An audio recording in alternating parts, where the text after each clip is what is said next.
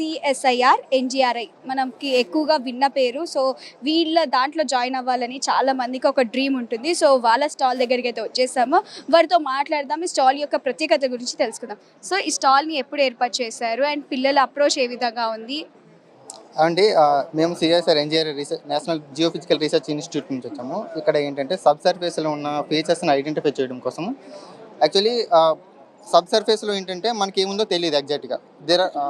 These are the different sub surface layers are there. మనము geophysical methods అంటే ఏం కాదు, మనం ఫిజిక్స్ని అప్లై చేసి సబ్ సర్ఫేస్లో ఏముందనేది ఐడెంటిఫై చేయడం కోసము ఈ ప్రిన్సిపల్ని యూజ్ చేస్తాము. వాటిని జియోఫిజికల్ ప్రిన్సిపల్ని యూజ్ చేస్తాము. ఇందులో ఏంటంటే ఎలక్ట్రికల్, మ్యాగ్నెటిక్, గ్రావిటీ, సైస్మాలజీ, సైస్మిక్, వెల్లాగింగ్ ఇలాంటివన్నీ డిఫరెంట్ ప్రిన్సిపల్స్ అన్ని మేము యూజ్ చేస్తామండి. అందులో ఏంటంటే మనకి డెప్త్ ఆఫ్ ఇన్వెస్టిగేషన్ అనేది ఒక్కొక్క మెథడ్కి ఒక్కొక్కలా ఉంటుంది. మన సోర్స్ని బట్టి కూడా మనం మెథడ్ అన్ని యూజ్ చేస్తాము. ఫస్ట్ సపోజ్ మనము గ్రౌండ్ వాటర్ సర్వీస్ అనుకోండి, ఎలక్ట్రికల్ మెథడ్స్ అనేవి యూజ్ చేస్తామండి. అందులో ఎలక్ట్రికల్ మెథడ్స్ ఏంటంటే మనం రెసిస్టివిటీని బట్టి మనం సబ్ సర్ఫేస్లో ఏమన్నా కండక్టింగ్ జోన్స్ ఏమైనా ఉన్నాయనుకోండి, కండక్టింగ్ జోన్స్ బట్టి వాటి ఇప్పుడు మనకి ఎంత డెప్త్లో ఉంది వాటర్, ఎంత అమౌంట్ ఉంది, ఎంత అమౌంట్ ఎక్స్టెండ్లో ఉంది అనేది మనం ఐడెంటిఫై చేయడం కోసము ఈ ఎలక్ట్రికల్ రెసిస్టివిటీ మెథడ్ అని యూజ్ చేస్తాము. Ground water is for the electrical resistivity method sir you are observing. In case minerals అనుకోండి, ఏదైనా కండక్టింగ్ మినరల్స్ అనుకోండి, మనకి గోల్డ్ సంథింగ్ వేరియస్ మినరల్స్ ఉంటాయి, వాటి కోసం గ్రావిటీ, మ్యాగ్నెటిక్ మనం అప్లై చేస్తాం.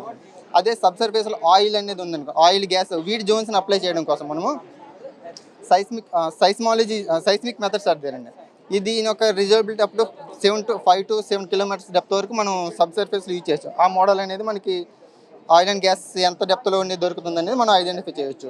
యాక్చువల్లీ ఈ మోడల్ ఏంటంటే అండి, జియోథర్మల్ ఎనర్జీ అనేది యూజ్ చేసి మనం ఎలక్ట్రిసిటీని జనరేట్ చేయడం కోసము ఆల్ ద జియోఫిజికల్ మెథడ్స్ని మనం కొలాబరేట్గా అప్లై చేస్తామండి సబ్ సర్ఫేస్లో ఏముంది అనేది.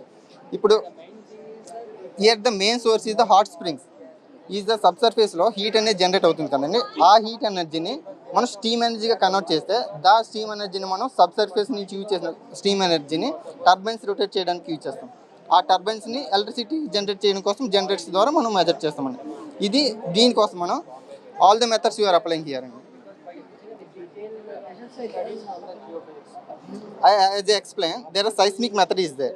In this seismic method, we are sending the current, means seismic source by using senders. Means these generated signals, these are reflected here and receive some in the receiver. How much time it is taken, by depending upon the time, we are deciding the velocity. Velocity కోసం బట్టి మనం ఇక్కడ ఎంత డెప్త్లో ఆ zone ఉందనేది మనం identify చేస్తాము. ఇది జియోఫిజికల్ సైస్మిక్ మెథడ్. ఇందులో సైస్మిక్ వెలాసిటీని బట్టి మనం వెలాసిటీ అండ్ టైంని బట్టి మనకి ఆ రిఫ్లెక్టర్ అనేది ఎంత దూరంలో ఎంత డెప్త్లో ఉందనేది మనం ఐడెంటిఫై చేయొచ్చు.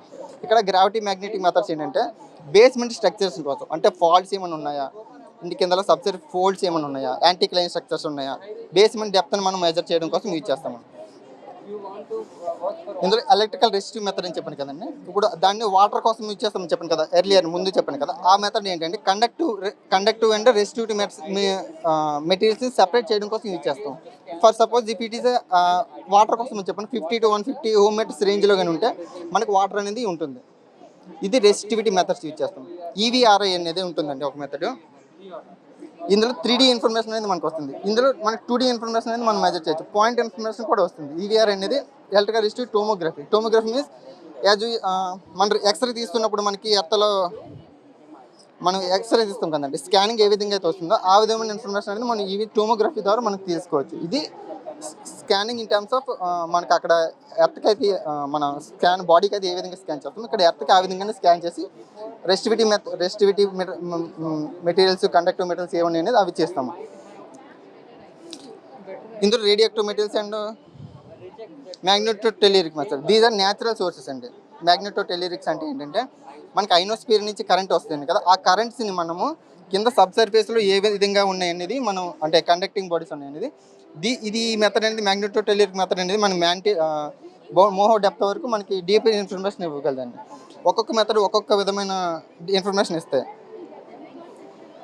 అయిన తర్వాత మన హీట్ అనేది జనరేట్ అవుతుంది కదండి, చెప్పాను కదా అక్కడ ఎలక్ట్రిసిటీ జనరేట్ చేయడం కోసం. దానికోసం మన ఏంటంటే భూమి లోపల మనకి వాల్కనోస్ ఉంటాయి, మడ్ వాల్కనోస్ అనేవి ఉంటాయి, ఫోల్డ్స్ ఉంటాయి, ఫాల్స్. అక్కడ నుంచి మనకి హీట్ ఎనర్జీ జనరేట్ అవుతుంది. ఆ జనరేట్ అయిన హీట్ ఎనర్జీతో పాటుగా రేడియో యాక్టివ్ మెటీరియల్స్ అనేవి ఉంటాయండి.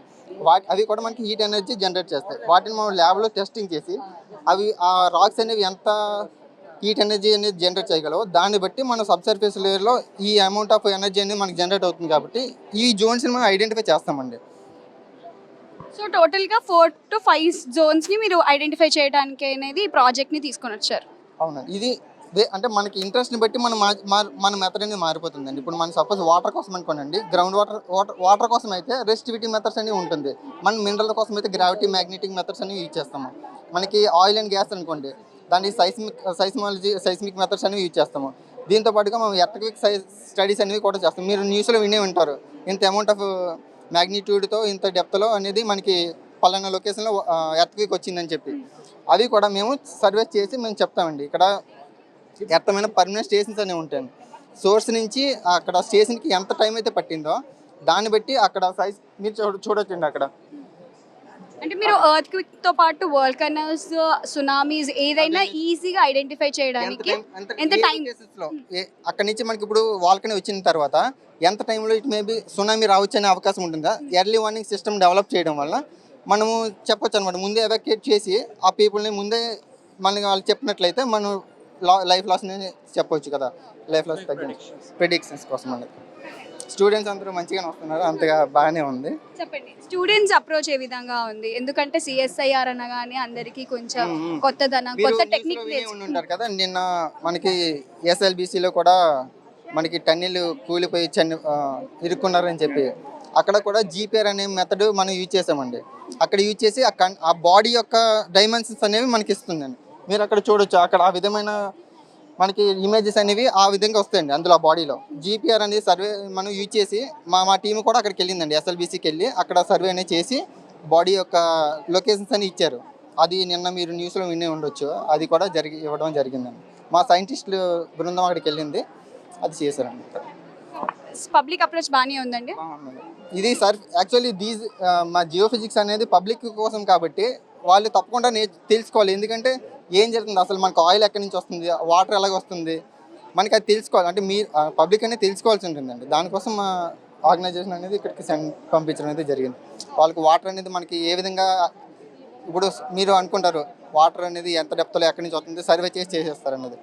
దానికోసం మేము renewable, non renewable energy sources అన్ని ఎంతవరకు ఐడెంటిఫై చేయాలనేది మీ కాన్సెప్ట్.